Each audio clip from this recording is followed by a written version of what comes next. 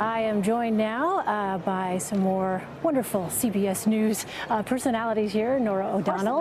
Yes, our co-host of CBS This Morning. Bob Schieffer's with us. And John Dickerson, the host of Face the Nation. All right, so as we were going out of that break there, we just got some news that there is apparently a news conference ongoing, or perhaps has just finished, we're not sure what, of Donald Trump along with 4 women, Bill Clinton accusers, taking place somewhere here in St. Louis. And I'm wondering, Nora, first of all, what is your thought on this? Here we are, less than 90 minutes away, just getting word of this at a time when, of course, Donald Trump has been under fire for that leaked video that was released on Friday. There is that Facebook Live video that I was telling you about.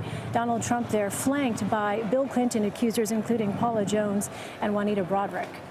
Well, we've never seen anything like this.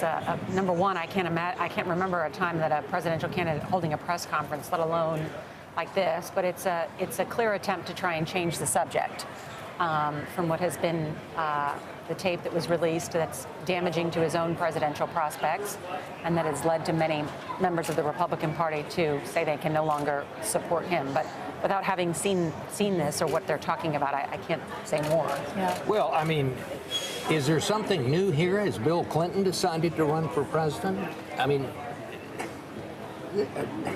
Bill Clinton, I mean, all of these stories, we all know about all of this. And if memory served, Bill Clinton was impeached. The House impeached, it was impeached, and the Senate did not choose to remove him from office. So what is the purpose of this? Meaning it's been adjudicated. Yeah. Well, and also meaning that Bill Clinton is not the nominee. I mean, is not the nominee of the Democratic Party. He's not facing off, that the sins of the husband do not transfer to the wife. Otherwise, Melania Trump would be on the hook for Donald Trump's comments. And no one, the most partisan Democrat, has never suggested that. And so where Donald Trump is going here sends 2 messages. One, he's going after Bill Clinton, trying to argue that things that happened 20 years ago are more relevant than things he did, Donald Trump, 10 years ago. So there's a historical problem with that. And then secondarily, he's off the beam. He's on Bill Clinton, which he's trying to bring up those things. But the voter who watches this thinks that's about Bill Clinton. What you did is about you. And Hillary Clinton is over here. I think there's also a downside to being the messenger for the person who's already been caught on tape speaking in the most vulgar way we've probably ever heard of heard any presidential candidate talk. But is now most elected officials. Yeah. You know, and here's another point, John. Yesterday was my kind of talk to Republican senators, if I could find them, day. And I talked to a bunch of them. And one of the things that one of the people who is trying to get Trump to step down said that what we're trying to do here is, number one, get enough Republicans together to urge him to get off the ticket for the good of the party, and said our second objective is to urge him not to go down this Bill Clinton path.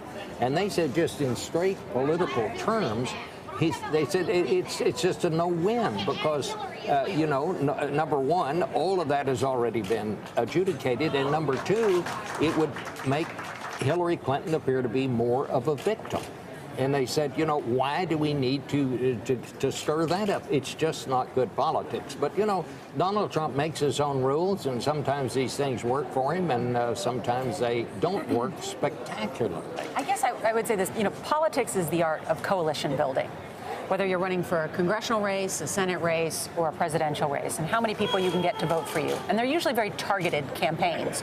And they're targeted with a message, they're targeted with ads, they're targeted with direct mail, and they're targeted by door-on-door knocking. And one of the challenges that the Donald Trump campaign has had is expanding the base of the Republican Party. He has a fervent group of supporters, but suburban white women voted for Mitt Romney by 14 points. Mitt Romney won them by 14 points. Currently, Hillary Clinton is leading by 2 points. Donald Trump cannot win without suburban white women. How will this particular press conference play with suburban white women? I think that's a key question today. Is he hoping that will remind them of Bill Clinton's infidelities, and so they'll switch back to him? I think, let's see. But or they want to focus on the issues that matter to them, taking their kids to school, trying to get health care, worried about national security, whatever those may be. The voters sometimes penalize the person who keeps the focus on the ugliness This ugliness was kicked off by some remarks that Donald Trump said 10 years ago about how gleefully he abused women. Now, as a response to that, he is asking people to look at more ugliness, regardless of the facts of the matter or whatever else. He's saying at a moment before the issues are supposed to be discussed, please keep your focus on this ugly thing. And I don't think that's great for the person keeping people focused on something unpleasant. It's bizarre to the point. But I mean, the bottom line, and just what you're saying, I just don't think it's very good, smart politics. You know. And John is right.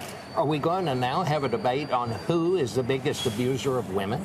You know, Hillary Clinton's husband or the guy that's representing the Republican Party and is their candidate? I mean, what do you do if you win that argument? You know, I mean. Right, exactly. You get to stand on top of the rubble. Yeah. Let's go ahead. I'm told now we do have a bit of that tape with the audio portion. It's a little bit difficult to hear, but we can make some of it out. Let's go ahead and take a listen to that.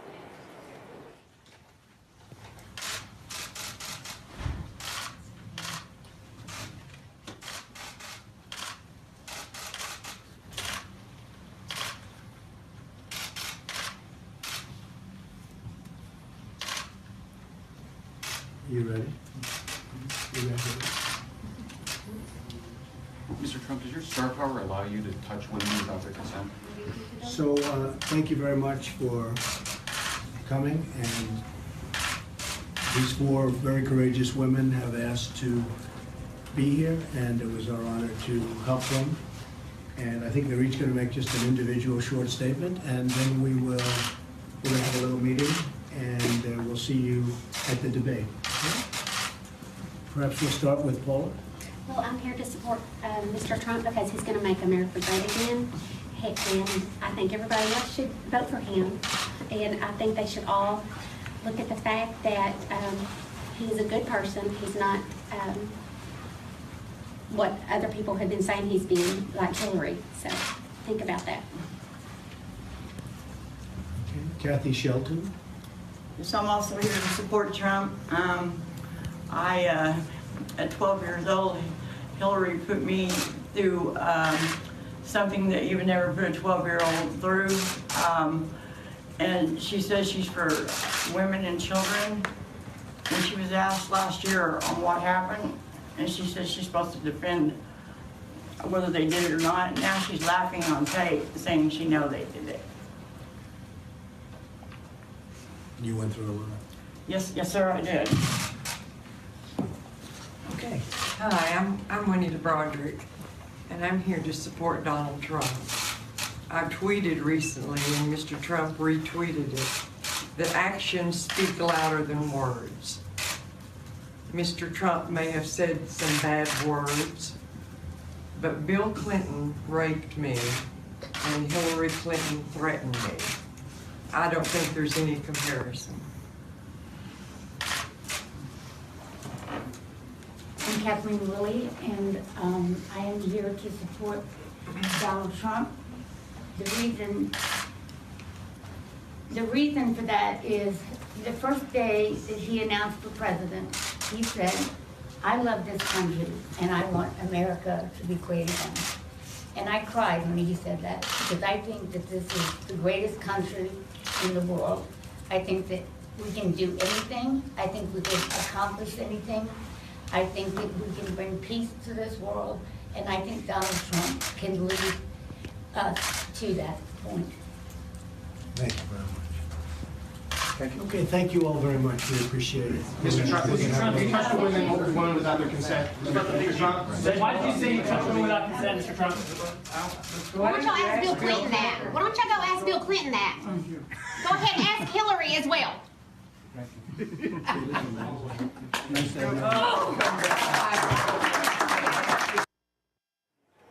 All right, that was just moments ago. Again, that was a Facebook Live feed, an unexpected, unscripted moment there, and a little bit difficult to hear the questions, a little bit difficult to hear the statements, but just as a strategy, let me start with you, Nora. What did you make of that, and could this really be a preview, essentially, of what we'll be seeing at the debate?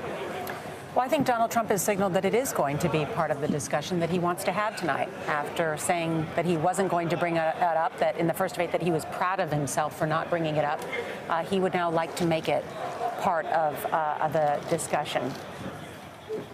You know, I just spoke with two of Hillary Clinton's top advisors, and I asked them the question before we knew about this particular press conference. I said that Donald Trump signaled in his midnight apology on Friday night and in tweets that he planned to go there about Bill Clinton's infidelities. What will Secretary Clinton say? And they sort of shrugged their shoulders and said, you know, we'll have to just see. We're in uncharted territory at this point. It's not immediately clear how that grainy video is the road to greatness in America. There's just a feeling you get from watching something like that. The Trump supporters will love that counter-punching. But most of America lives in the middle. Most of America wants to be delivered from the ugliness. And so watching that, and it's very far away from where people are living their lives. And so I just think as a straight political thing, it means not only are the next 29 days of this election going to be probably one can expect greater ugliness because the trajectory of ugliness has continued on that way. But what does it mean for the presidency, for dealing between parties, for a president if Donald Trump were elected? What kind of a country are we going to have if this is the response in this instance? And it just occurred to me as you were speaking to, I wonder how those remaining Republicans that have decided not to call on Donald Trump to step aside will view this latest tactic. Yeah. Will Speaker Ryan say that this was an appropriate counterpunch to bring these women and bring up this particular? Is this worthy of the ideals of the Republican Party? Because there's some real clear differences between the Republican Party and the Democratic Party. There's a great intellectual argument to make against what Hillary Clinton has proposed, and that is not coming from the Republican side at all. And as a result, we don't have a strong debate about the real differences between two parties, and which there are good supporters on both sides of those who want to have that debate. Well, I mean, look at what we're talking about here. We started the week off talking about Donald Trump's complaining about a beauty contestant gaining some weight. And we went through that. And is that an issue facing the nation, as we used to say? And then we learn about somebody leaks income tax things. And then we go to this tape that we had that came out Friday on the bus. I mean, and now we come to this thing? I mean, is this what American politics has come to? I don't think most Americans want that to be where American politics has come to, John, and I just don't see how this, all case questions and all of that are beside the point. The idea that somehow this is good politics, this is the way to get yourself elected.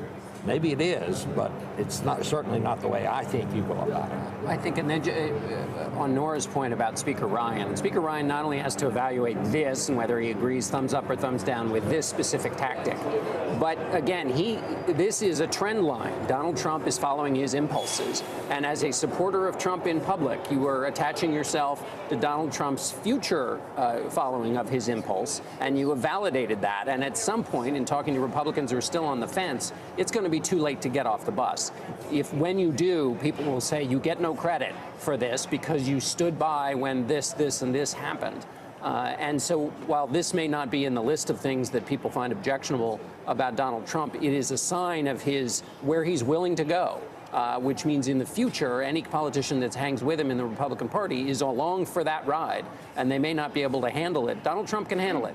I'm not sure Speaker Paul Ryan is ready to be attached to a grainy video like that. All right, John, Bob, and Nora, thank you all so much.